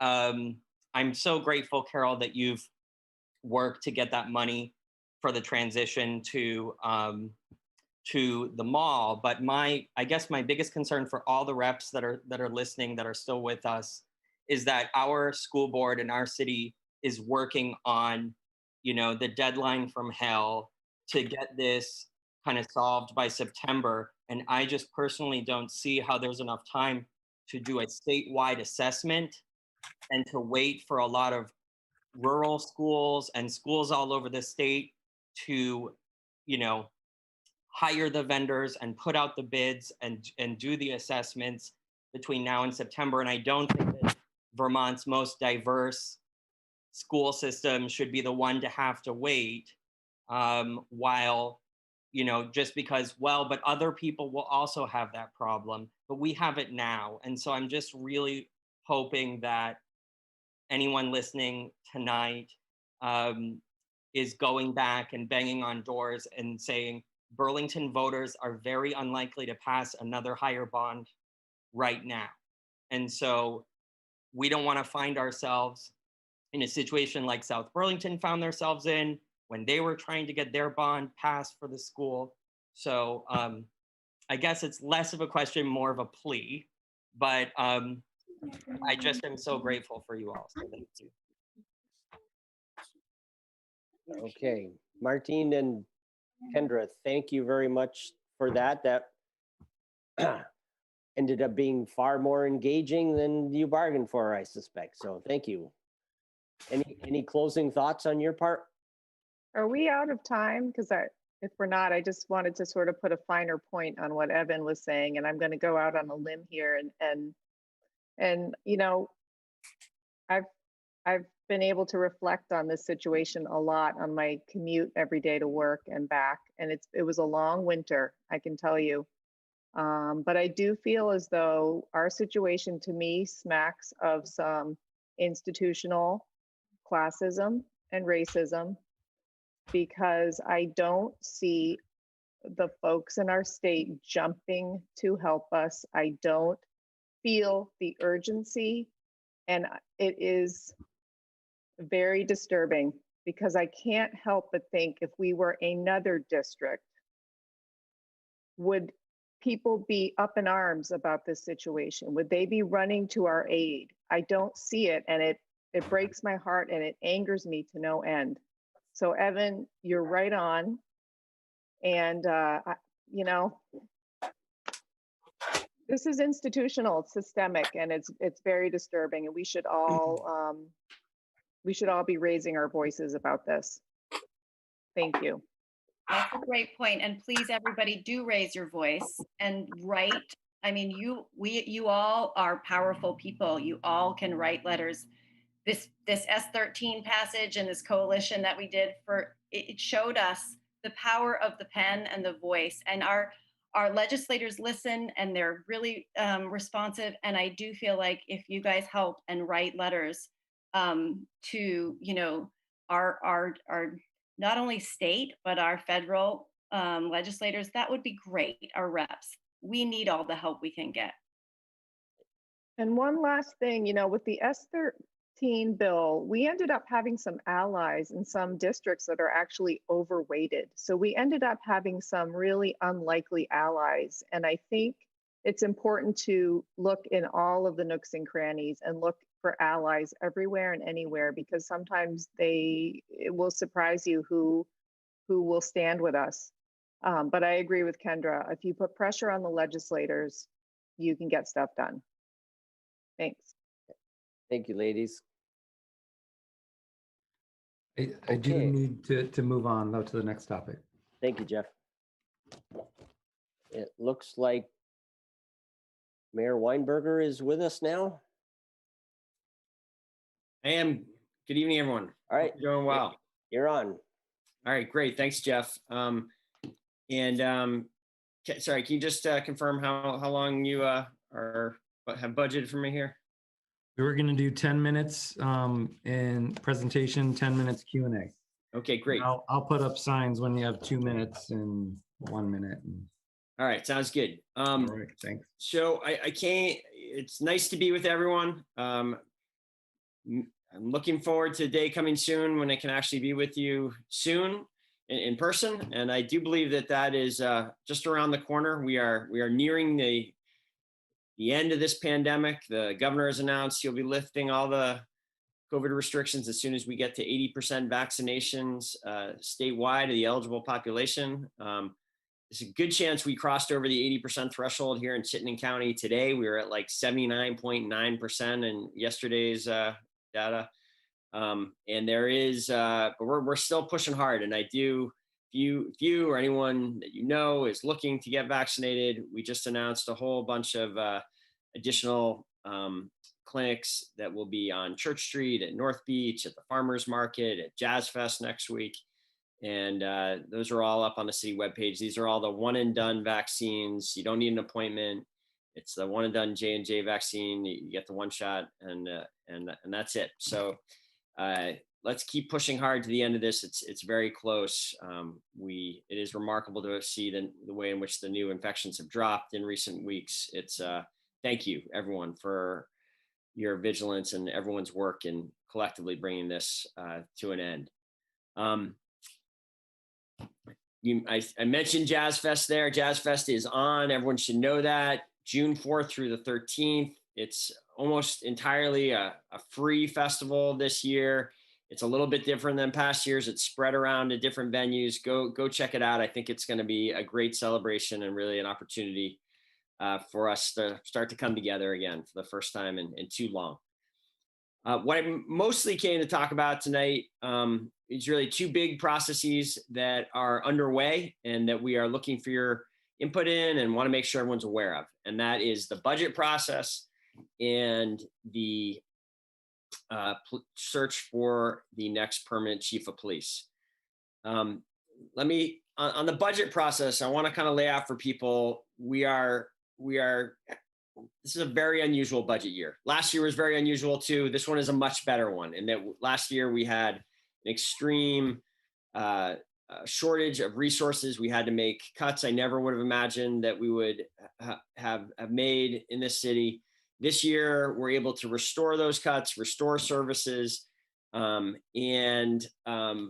we hope we are actually going to be in position to actually make some investments that go beyond what we'd normally be able to make in restoring the economy and other strategic initiatives. We're doing this in 3 phases. The first phase, the council has already allocated about almost $900,000 to continue the public health response the city has been so active in, and to really ensure that the downtown and our commercial areas of the city and the waterfront reopen this summer. And you'll see lots of additional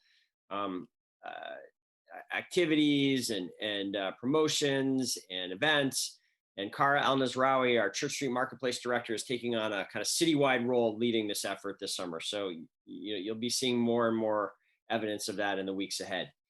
The next stage 2, is the FY22 budget process. So by the end of June, the city council I need to deliver a budget to the city council, and then the council needs to pass it. We are getting towards the end of that process now. I will deliver a final budget by June 11th. And there will be some significant Board of Finance meetings next Tuesday and then the following Monday. And then I will submit that budget. We have a landing page set up on the city homepage where we have a ton of information about this year's budgets, all the principles. If you want to get more up to speed on it, you can check it out there. Probably the area of biggest change is in the police department budget, where in the upcoming budget year, there will be, because the number of officers has been reduced, which I think people have been following know was sort of over my objection. As a result of that, there is about $800,000 in savings that in this coming year, we will be able to deploy to these community service officers that were part of the plan that Chief Murad and I presented to the council and was approved in February. These are additional BPD non-officers, non-armed officials who will be able to supplement the BPD response. And we will be expanding our mental health resources for responding to mental health crises as well. So it's a pretty interesting budget. You might want to check that out. The third stage, the last thing I'll say about the budget is this. After we pass the budget for the upcoming year, we believe there will be some millions of this federal American Rescue Plan Act dollars that are uncommitted. And we will be having a additional process that we're going to be reaching out to you about and having a number of events about through the summer into the fall that will determine how we really use this sort of once in a, it's never happened before to have this, some millions of federal dollars available for investment. So stay tuned for more information on that. Let me shift now to the police chief search and I know I'm getting close to my 10 minutes here. So here's where we are in the police chief search. We have, you may remember that I started a search in 2020 and then the pandemic hit. And I decided there wasn't a good way forward to do the community engagement, really to have the conversation that we needed to have. And it was really unclear if candidates were gonna be able to come here to Burlington. So I put the search on hold and said I would start it after, whoever was the mayor after March of this year that's when it would restart. And I have now restarted it.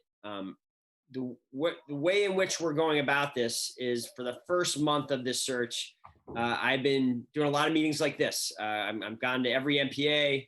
I've had many meetings already with different stakeholder groups, and I'm going to have a number more. And really trying to hear from the community, what are you looking for in the next chief of police? And that's, what kind of experience, perspective, what priorities do you think the chief should have? What kind of characteristics?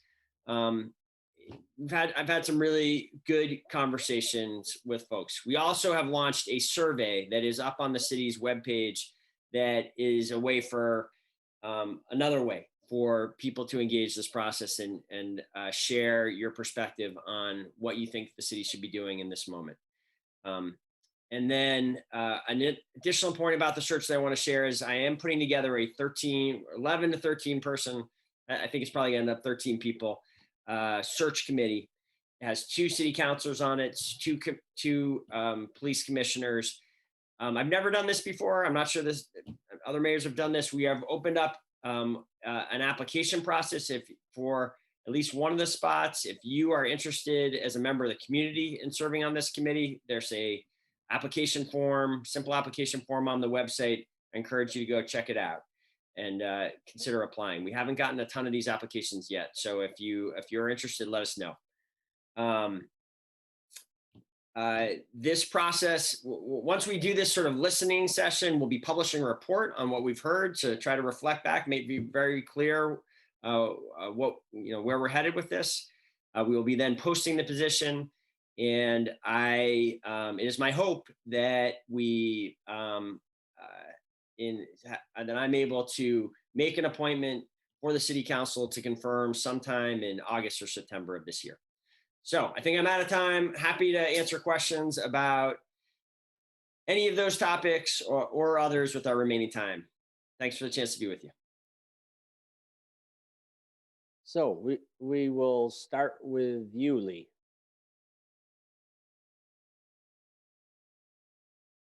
Mayor Weinberger, on your Facebook page, you say that over the course of May and early June, you will be visiting all neighborhood planning assembly meetings and holding discussions with stakeholders regarding the hiring of a new police chief. And you just talked about listening and wanting to hear what we're looking for in a chief. So my first question to you is this it? My second question to you is really a comment, and it is that this may, including a resident on your search committee, may be new to you, but a previous mayor, when he did searches for example, the code enforcement director and the parks director, had dozens of residents on the search committee. I remember that we had 2 rounds where candidates came and met with one group and then met with the other group, and you had like over an hour to ask them questions. And then the mayor polled all of us on who we liked and why, offered the job, and as it turned out, the second choice of code enforcement director was chosen, but we were all happy about it because we liked him a lot and he's still here. So this is not a new process to people in Burlington. And for you to be bragging about including one resident on the search committee, frankly, I find it laughable. So back to the question of whether or not tonight is your listening to stakeholders at our NPA. Thanks, Lee. Always a pleasure to discuss these things with you. Let me address a number of things there. So generally, the NPA discussions are short, and there is a lot that NPA people want to have, that the leaders of the NPAs have on, and it's a limited period of time. So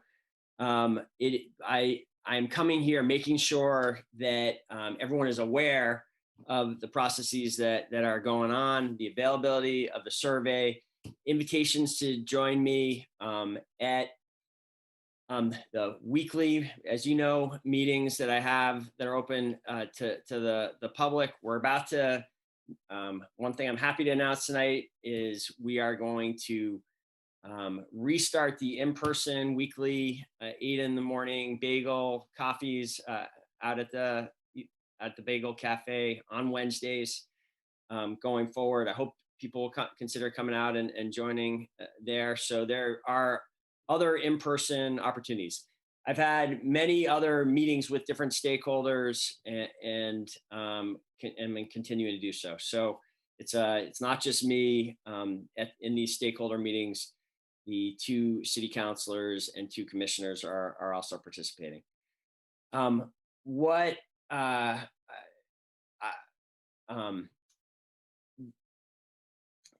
Another part of the police chief's search will be when we have finalists. Something we did last time I participated in one of those Mayor Kiss searches that you're talking about. We will be doing something quite similar to that in the final stage when we are down to finalists. And so it is the search committee, is the job of the search committee, which will be about a dozen people, is to narrow down the what I hope will be a large number of applications for this position down to just down to a number to interview, and then to make recommendations on for this finalist process. So there will be, as there were last time, dozens of residents of Burlington that will be involved in this selection process one way or another by the time that we get to the end. And then of course, at the end, the city council has the ultimate authority as to whether or not a chief is confirmed. What I was saying and thought was important to share here so that people could consider it if they wanted. If you want to be on that search committee, that is not something that we have sort of had been open for general applications before. There will be far more than one resident of Burlington on this committee. It's just that one position will be open for general applications. That was my point. thanks for the chance to clarify that. Yeah, Mr. Mayor, I have a question related to the search committee. Rather than, which to me seems like the most important opportunity for engagement, and rather than chewing on your ear about candidates, are there going to be public engagement opportunities directly with the search committee? I'm not sure if I understand your question exactly. All right, well, Lee was advocating, for stakeholder involvements, and you were talked about, more public involvement meetings, but will some of those public, input opportunities be directly with the members of the search committee? Yes. So is that a mechanism you're going to employ? So these meetings that I've been having in May and that are going to go into June do include members of the search committee, the city councilors and the commissioners who are already on the committee. So that there are other people who are engaging in these listening sessions and hearing as well. And then again, I'm not sure if I mentioned this, we are going to write a report at the end of this process so that it's, codified for the search committee. And so the public will see how we're, the direction, the guidance that's been given to the search committee about what the community is looking for. Okay, thank you. Evan? Awesome, thank you. Thank you, Mayor. I actually think most of my questions just got answered. I realize it's early in the process, and so or at least I'd like to hope it's early in the process. And so one of my questions is if you could maybe, for the benefit of everyone on the call, share anything you have about time, the timeline that you're pursuing so that folks feel like this isn't a rush job. That might be helpful.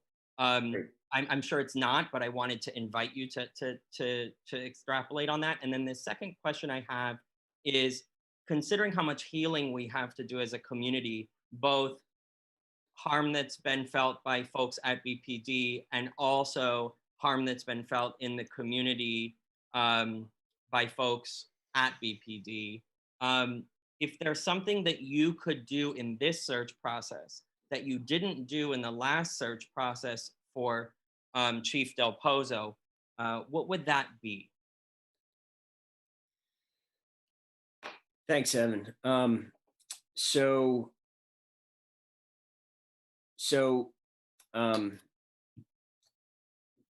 start with trying to add a little bit to that timeline. So this listening period, we hope to conclude around the middle of June, publish this report, post the position formally. We will be making changes to the job description and the materials that go with the job posting as a result of these discussions. So hopefully it is an advertised position by mid-June. We would be then collecting applications over a period of about a month and finalizing the full search committee. And hopefully the first round of interviews will begin sometime in the middle of July. If that all goes smoothly, that would put us on track for this, for finalists to be identified and this additional vetting to take place sometime in August. And so it is my hope that sometime in August or September, this works, this succeeds. We have a great candidate that I can make an appointment to the council for confirmation on that time period.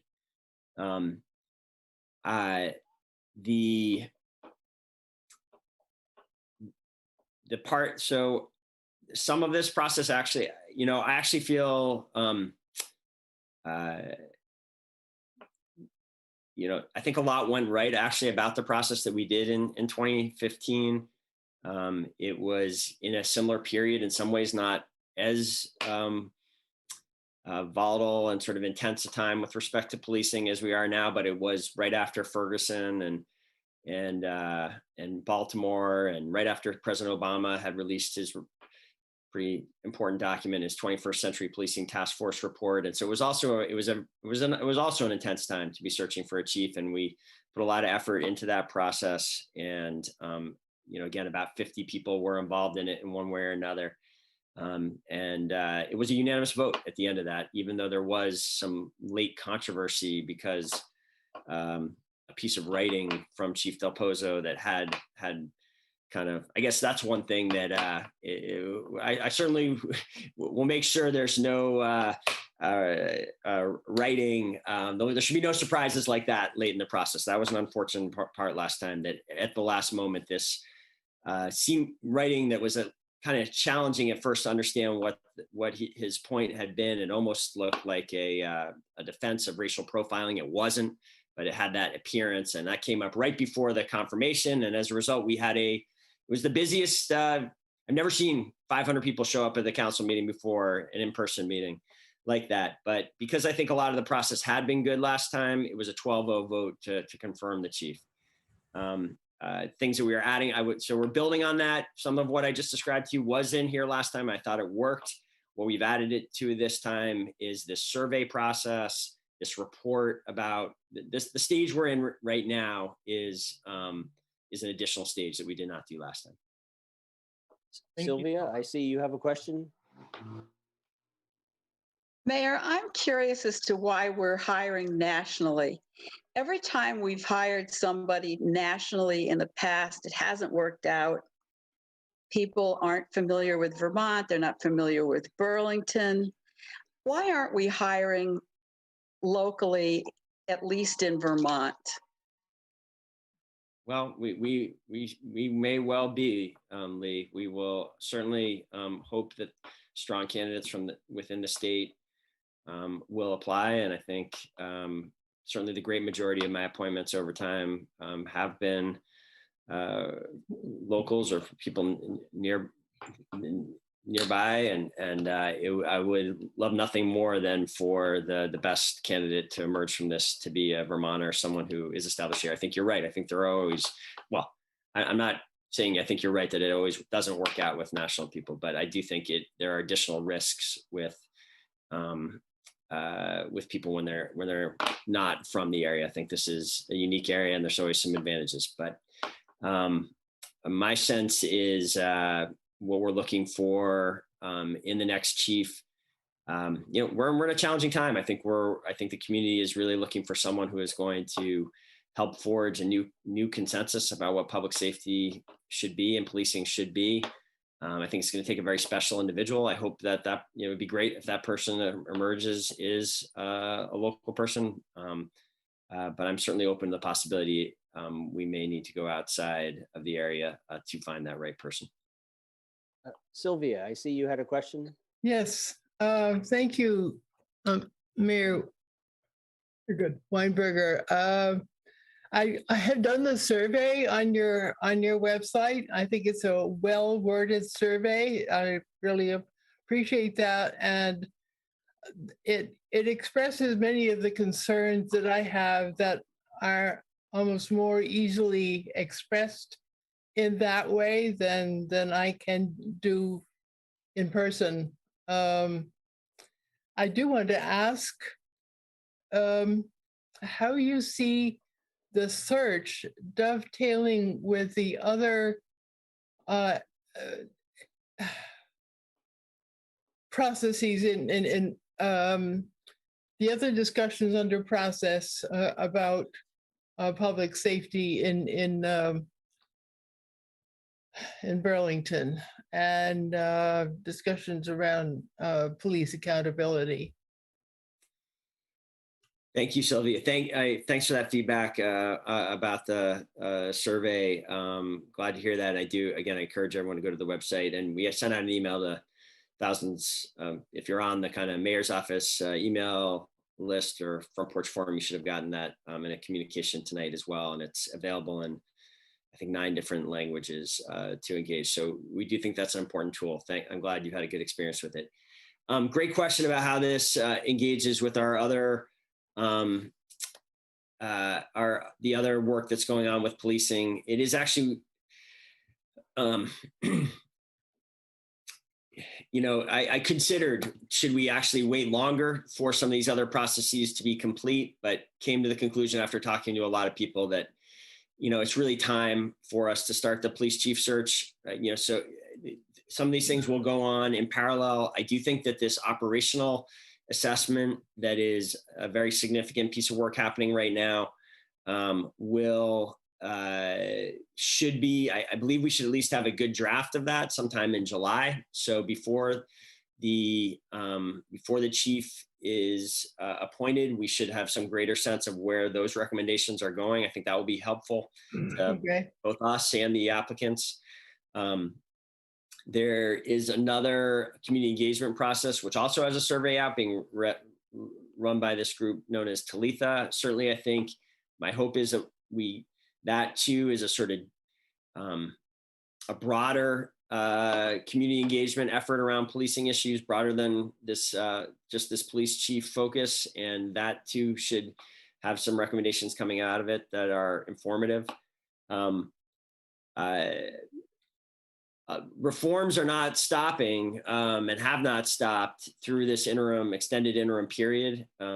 We continue to advance for example, in the budget that I will be delivering to the council shortly is a new position at the police department that will allow them to give them greater capacities for processing body cam footage and putting that footage out to the public very quickly, a transparency effort that has been requested and hopefully will be a trust building effort when we have that clear body cam policy and greater releases in place. So I just share that by way of example. Chief Murad is a very competent acting chief, and he and his team and the police commission have continued to do a lot of work in this period, and just we're not just treading water because we have a acting chief. We've during the time that Chief Murad has been acting chief, I believe, or may have happened during Chief Morrison. We released a new use of force policy that is dramatically different, quite different than the one that preceded it. And I think one of the model use of force policies in the country now, laying out sort of this desire for a different way in which the police approach use of force. So a lot continues as well. I hope that answers your question. Thank you.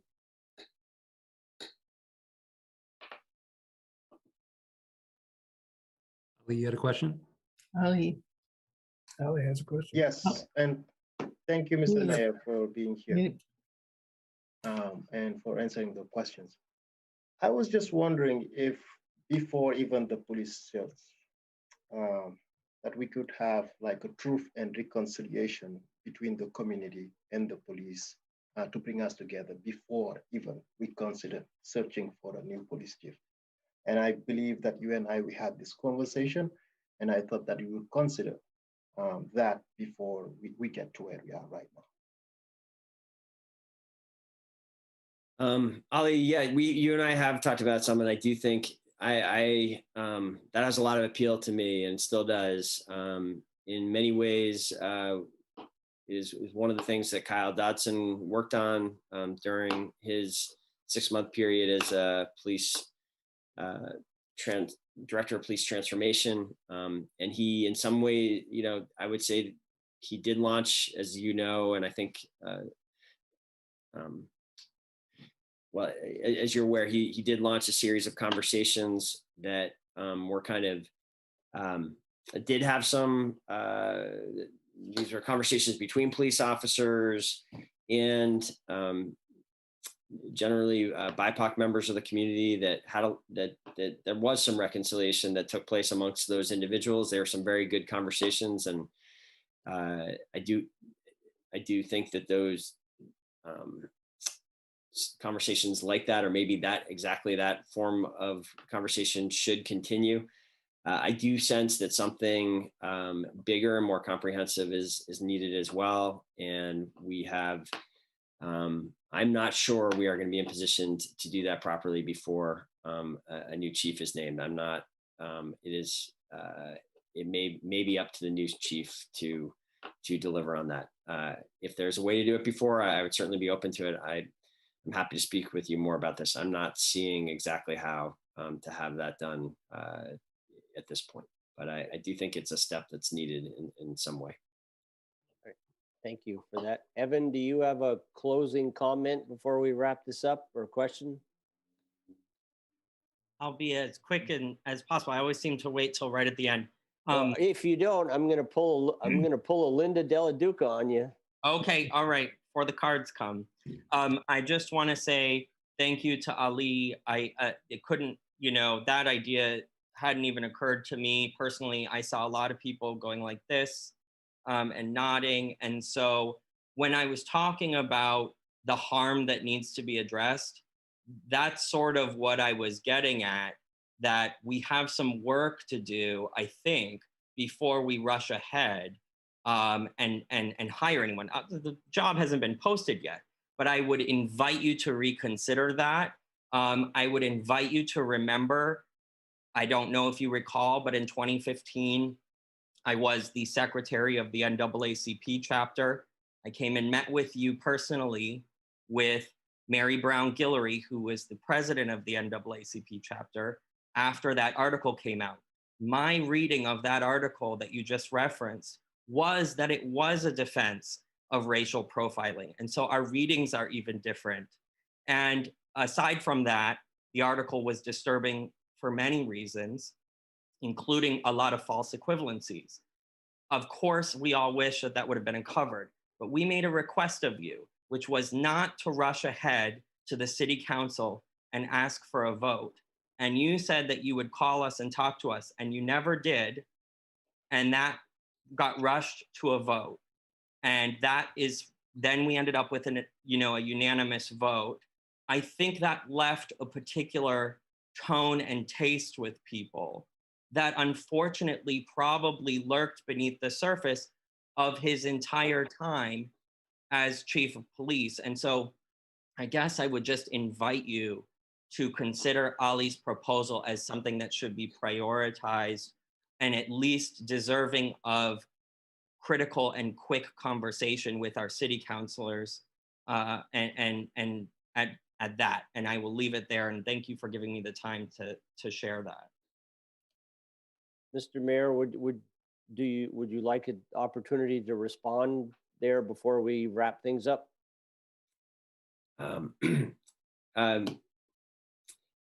I thank you, Evan, for I do remember meeting your colleague. I guess I had forgotten that you were in that meeting as well. If there was some follow-up that was committed that didn't happen, I apologize for that. It was certainly a very intense week there. If we managed to meet between the time at which that story broke and the confirmation, it helps to me to understand that that's something that you've remembered. I had forgotten that, so I'm glad. I hope you and I can have more conversations and move past that somehow. And I don't think maybe this is the place to rehash those events exactly, but again, it's not that I don't think the idea of some kind of truth and reconciliation process is important and needs to be done. I think for it to work, for it to be successful, it needs to be done right. And I will talk further with Ali and revisit this. And I appreciate, I take your point, and I will do at least that. I'm not sure. I'm not confident we can do it right, but I'll give some more thought to that. And I'm glad we've had this conversation tonight. Thank you. I completely agree with you. Thank you so much. Great. All right, Mr. Clark, I think we're ready to say goodnight to everyone. I appreciate everybody's intense participation this evening, and thank you for being here, and we'll see you again soon. Thank you. Thanks, everybody. Thank you, Liam. Yep. Good night, everyone. Good night.